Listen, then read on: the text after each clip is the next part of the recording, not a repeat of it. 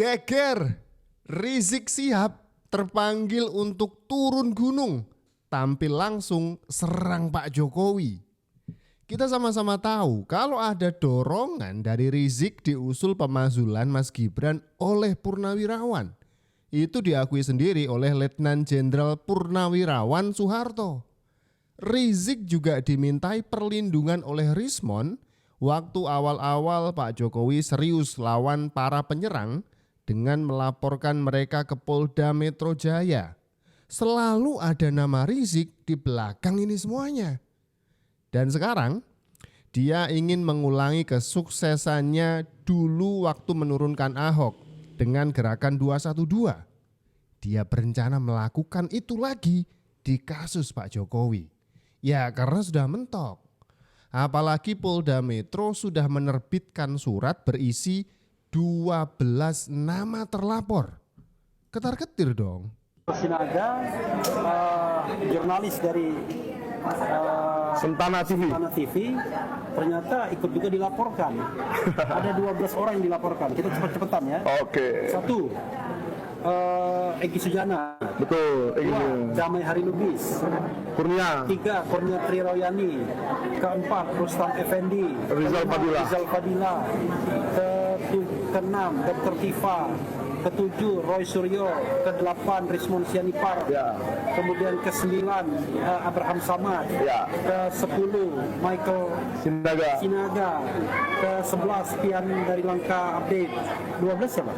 Babe Aldo. Oh, Babe Aldo, luar Ya, biasa. itu dia. Saya terus terang agak shock juga. Kenapa banyak sekali yang dilaporkan. Makanya udah pada apa istilahnya ya? Sudah pada bingung sendiri, lari terbirit-birit mencari perlindungan. Mungkin si pelindung itu sekarang waktunya tampil. Tadi kita udah nyebut namanya, Rizik Syihab. Bahwa diperlukan pressure oleh publik. Nah, gimana? Nah, pressure publik itu begini. Saya makanya begini kan, kemarin saya dengan teman-teman, Dr. Tifa, ada Pak Al-Qasiri, kebetulan sekjen nggak datang, ada itu, Ibu siapa namanya? Ibu Kurnia, Bang Egy juga, sebelum berangkat untuk kemudian keluar, kami sudah mendatangi Habib Rizik. Jadi saya kira, apa perlu, ya kan, 212 lagi, itu masalahnya kan, gitu loh, ya kan. Kenapa? Kalau memang pernyataan Polri itu menyangkut nasional, sementara ini keadilan mencederai, ya kan, merusak. Para peneliti, para ahli, para pakar ini seolah-olah mau dikriminalkan. Ini kan merusak keadilan namanya. Jadi apa perlu kita demo lagi kan itu masalahnya kan. Turun lagi mas yang besar. Andalanya politisasi agama ya. Atas nama agama masuk ke politik untuk mendukung calon yang mereka dukung dan menyerang politikus yang mereka benci. Ini kan jadi hal yang paling laku di Indonesia. Dulu sukses di Ahok dan mereka pengen mengulangi itu di kasus Pak Jokowi sekarang. Mau nyerang Pak Jokowi dengan trik-trik murahan politisasi agama. Kenapa kalau nggak begini, seolah-olah ya Pak Cok ini semakin merajalela dia, gitu loh. Ya kan? Artinya sudah ganti presiden, kelakuannya nggak berubah, ya kan? Apakah itu yang kita kendaki? Kan ini kan sama saja dengan merusak citranya Prabowo, kan itu masalahnya kan. Pertanyaannya Bang Muslim bukan cuma apa perlu tidak gitu ya. Apa yang akan dilakukan? Apakah akan melakukan tekanan? Kalau mau tekanan bentuknya seperti apa? Nah, Sekarang yang baik itu pressure reaksi. aksi. Sudah di itu. Selain citizen lawsuit itu, ya kan semacam apa namanya gugatan citizen. Masyarakat menggugat itu seperti yang tadi sudah kami bicarakan, perlu ada aksi-aksi juga, gitu loh. Aksi secara spontan, secara sporadik, ya kan gitu. Dan sepertinya ide Rizik Syihab dan orang-orang TPUA ini sudah sejalan dengan idenya si presiden akal sesat, Rocky Gerung. Mungkin nggak pemakzulan Gibran? Bukan soal mungkin, caranya aja yang kita pikirkan. Mungkin pasti mungkin kan, semuanya ada dalam konstitusi. Nah caranya ya melalui mekanisme yang diatur oleh undang-undang, tapi itu panjang, kan sulit kan. Iya. Yang gampang adalah mahasiswa mulai masuk kuliah demo ke DPR. Kalau demo ke DPR, gue hitung misalnya ya mungkin 1 minggu 4 hari demo masif, asal polisi jangan larang mahasiswa, itu tinggal bisikin pada Pak Gibran, ya petinggi siapalah, mungkin intelijen, polisi atau kalangan militer, Pak Gibran demonya ini akan berlanjut loh, jadi tinggal pilih mundurkan diri atau 98. Mengancam ya, mengancam untuk menghasut rakyat, untuk menyerang Mas Gibran dari posisinya sebagai wapres. Ancamannya adalah Mas Gibran Anda mundur atau kita ulangi lagi 98. Ini ancaman yang serius sih. Gitu-gitu aja. Kan lebih efisien kan.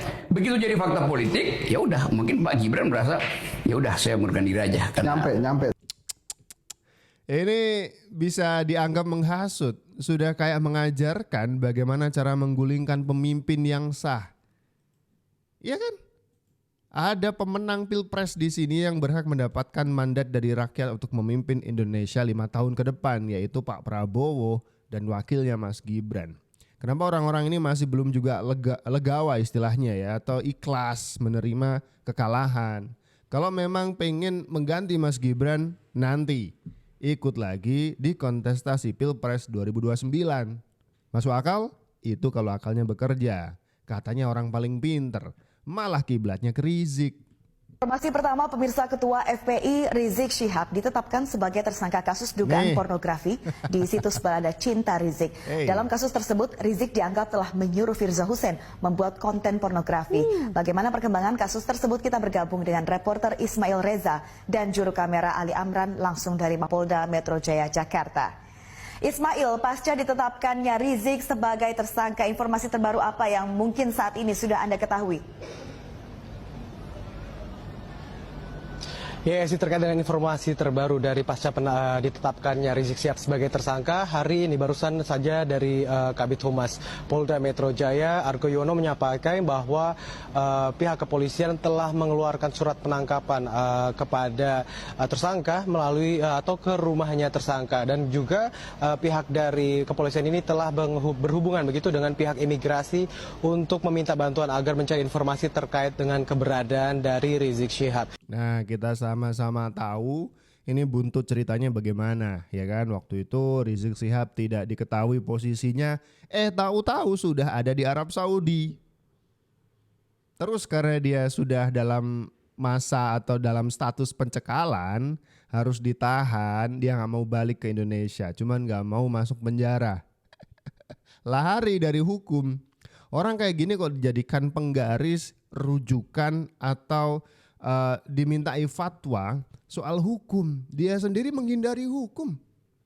Kemudian orang-orang di belakangnya pengen membangkitkan lagi apa yang sudah dia lakukan di kasusnya Ahok di 212 dulu untuk diulangi di kasusnya Pak Jokowi sekarang, mau menggerakkan rakyat, menghasut, menggulingkan Mas Gibran dan juga Pak Jokowi. Begitu maunya. Politisasi agama memang hobi mereka sih, ya kan? Kita tahu itu. Pak, sudah selesai. Kalau begitu Anda tidak pakai akhlak. Anda sudah selesai dari bicara. Jangan dipaksakan. Anda menjual ayat di Biasakan segitu memotong. Jangan bawa ini masih ada hukum. Saya menjelaskan ini fakta di At-Taubah. Saya juga menjelaskan di ayat Al-Baqarah ini 41, jangan menjual ayatku, kata Allah di sini. Jangan menjual kepentingan. Baik, kita berikan pesan. Oke. Tuh kan benar apa kata saya? Hobi mereka memang politisasi agama. Seakan-akan dasar agama digunakan untuk pembenaran pilihan politik mereka. Padahal pilihan politik itu termasuk hak masing-masing kan ya. Tidak bisa kemudian dipaksakan dengan dalil-dalil agama. Ini politik, Bung. jangan disikapi mati-matian seperti itu, seperti kita mengimani agama kan begitu. Santai saja. Ini adalah video barusan ada di sebuah tayangan televisi di mana ada pengacara dari Dr. Tifa yang kemudian membacakan ayat-ayat Al-Quran sebagai pembenaran dari apa yang mereka bela melawan Pak Jokowi kan begitu. Kemudian disemprot oleh Pitra sebagai kubu sebelah gitu ya, dengan satu kalimat yang sangat menohok. Di Quran juga diperintahkan katanya, jangan menjual ayatku. Tuh kan? Kan? Nah, ini berarti pasti ada tersangka. Iya. Anda bisa prediksi nggak, Jenderal? Siapa? Yang namanya nama baik dicemarkan kan pasti ada yang mencemarkan.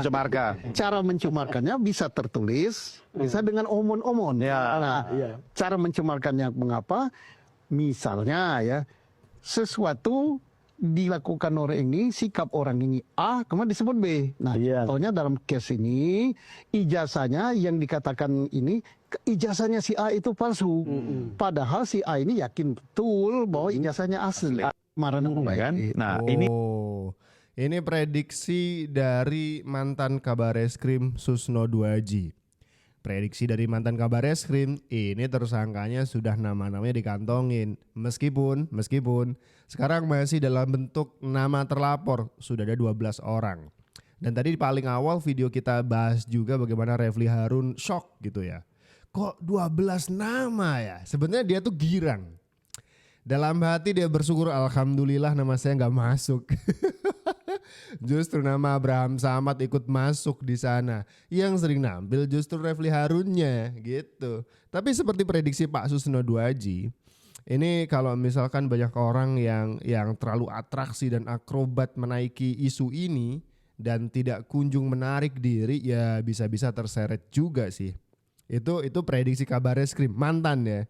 Jadi artinya ini valid ini. Bisa dijadikan rujukan. Jangan Rizik Syihab. Joko Widodo daya tahan tubuhnya tinggi sekali. Yes, okay. Daya tahan tubuh. Mungkin kalau Bung Herso atau Said Didu senekat dia, mungkin kulit kita sudah mengelupas. Apa ini? Nah, Oke, Anda sebutkan 9 kan di luar yang 2 kita tahu, yang ijazah palsu sama pemakzulan. Nah, ada yang lain yang 7 itu apa aja? saya punya catatan 27 sebenarnya. Jangan dicicil. Said Didu katanya punya 27 dosa besar Joko Widodo yang bakal dia ecer dalam rangka menyerang Pak Jokowi hingga benar-benar tidak lagi bisa berkutik di atas panggung perpolitikan Indonesia. Kira-kira itu tujuannya. Dan kata Said Didu, pintu masuk utamanya adalah soal ijazah ini. Penasaran saya. 27. Tapi yang sudah keluar ini 9. Sudah 9. Nah, yang satu kan begini, tapi pintu utamanya adalah tentang ijazah palsu. Itu ijazah palsu itu pintu utamanya. Jadi saya mengingatkan Pak Joko Widodo jangan nekat lah. Jangan nekat melawan rakyat. Kurang kuat apa Bung Karno, kurang kuat apa Pak Harto, pada saat rakyat sudah menganggap bahwa kau memang tidak benar, maka rakyat menghukum. Oke, itu saya ingatkan Joko Widodo, jangan menantang terus, apalagi baser-basernya itu. Jangan. Pertama-tama rakyat yang mana dulu nih Bang Said Didu?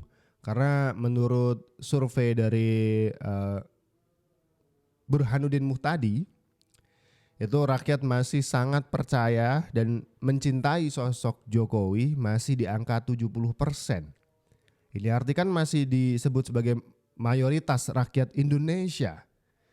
Jadi kalau misalkan Anda sebut rakyat, saya boleh dong nanya, ini rakyat yang sebelah mana dulu nih?